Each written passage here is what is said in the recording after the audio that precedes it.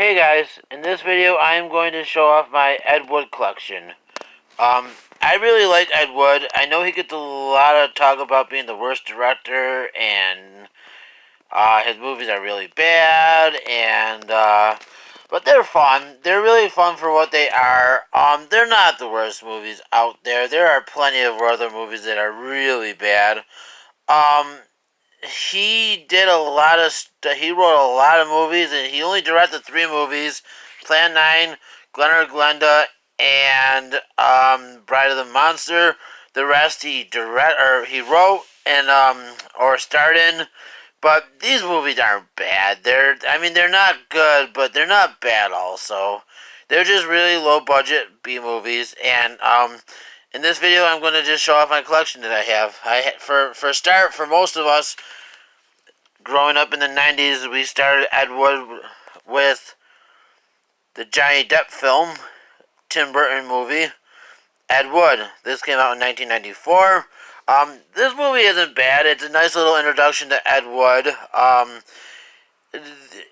Like I said, it's not bad for what it is. A lot of this stuff is kind of inaccurate, but I mean, you just gotta make a good movie, right? Black and white, Johnny Depp, Tim Burton. But yeah, this is the front, and then the bag.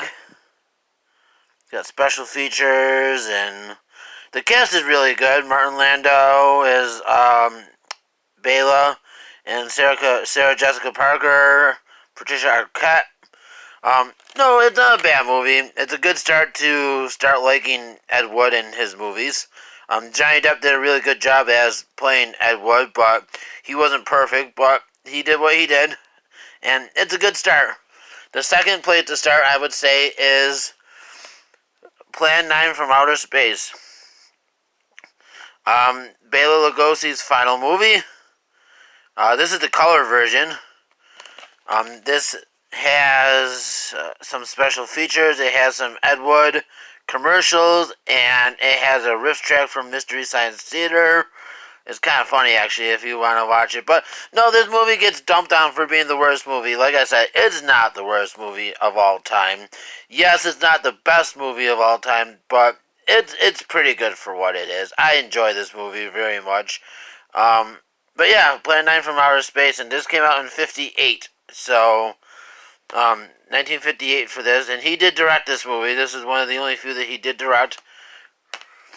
The next I have is The Violent Years. This is a teenage girl movie, a teenage angst girl movie kind of thing. A girl gang, the girls are mad about something, and they go around and start terrorizing the town. It's a fun movie. Ed wrote this movie. He did not direct this movie, but he wrote this movie, and yeah, it's not bad. This also does have an Anatomy of a Psycho, which also Ed wrote but did not direct. This is available from This is available from AFG or AGFA Films. I'm sorry, but this film is pretty good though for what it is. You can tell that Ed wrote it because it's got that quirkiness how he writes, but it's a fun movie. I'd check this one out. This one is Take It Out and Trade, or The Love Feast. He did direct this one. Actually, that's him on the cover. He did write this movie. This is pretty much like a softcore kind of movie. It's not like the other ones where it's a sci-fi or a monster movie, but I mean, it's fun. For the longest time, they thought it was lost, and somebody actually found it, and they recently put it out on Blu-ray, which is nice to actually have this available, because for the longest time, this didn't not exist. There's commentary. Yeah, The Love Feast is the second film. He's also in that movie, too. Yeah, this is one of his last films because this came out in 1970, and I believe he died a little after it came out. But then, his other most famous film is Glennar Glenda, and he is actually the star in Glennar Glenda. And, yes, this is his probably most known film. This is the color version. He is in this movie with Dolores Fuller. He was dating at the time.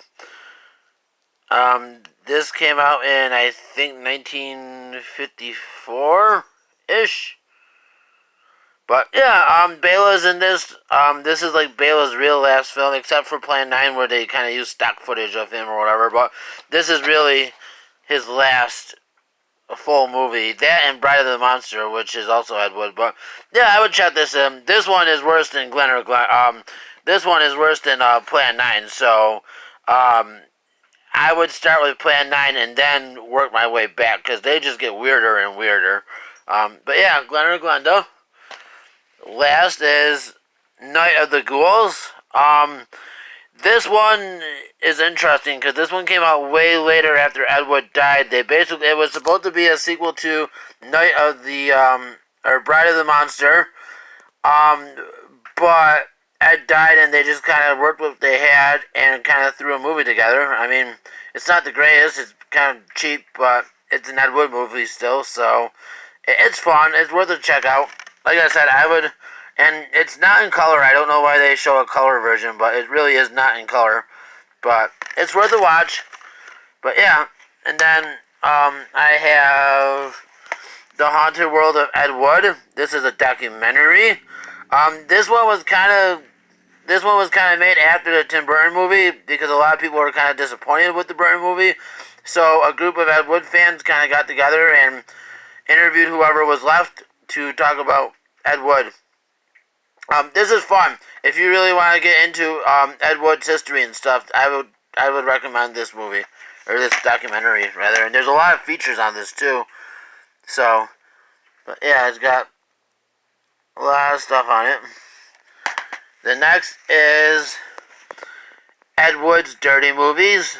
He made, like I said, he did some softcore stuff in like the late 60s, early 70s. But this has The Young Marrieds and Nympho Cycler. And then there's A Shot on Location. These movies were thought to be lost, but again, somebody found them and decided to put them out on DVD for everybody to watch. They're not bad. They're just kind of corny, stupid, like I said, softcore stuff. They're not bad. But yeah, like I said, and he did direct some of them. Actually, I think he's in The Young Married, so. And then the last one that I have is The Big Box of Wood. It's 13 works by America's most infamous director, Hollywood's outsider, Ed Wood Jr. And there's lots of special features on here. You get interviews, you get Bela Lugosi interview, never before seen color stuff. And each film has an introduction. And the movies you get are Plan 9 from Outer Space, Bride of the Monster, Jailbait, Violent Years, Sinister Urge, Fugitive Girls. He's also in Fugitive Girls. He plays like a fat guy getting chased by motorcycles. It's kind of funny. It's Dropout Wife, Hot Ice, Snow Bunnies, Beach Bunnies, Orgy of the Dead, Trick Shooting with Keenan Duncan, and Crossroad Avengers. Like I said, it says many of these films are for adults. But yeah, these are fun. This is pretty much like if you want to just get one thing by him, I would highly recommend getting this if you can find it. I don't know if it's still available. When I got it, it was cheap, but it might not be now. But this is a very good box set if you are new to him and just want a kind of overall view of his work. But yeah, like I said, this is my collection of Ed Wood, and like I said, overall I do enjoy most of his works. But there we go. Like I said, I am glad that they're starting to release this stuff on Blu-ray because the Blu-ray looks really nice. But yeah, like I said, my collection of Ed Wood. Thanks for watching. Bye.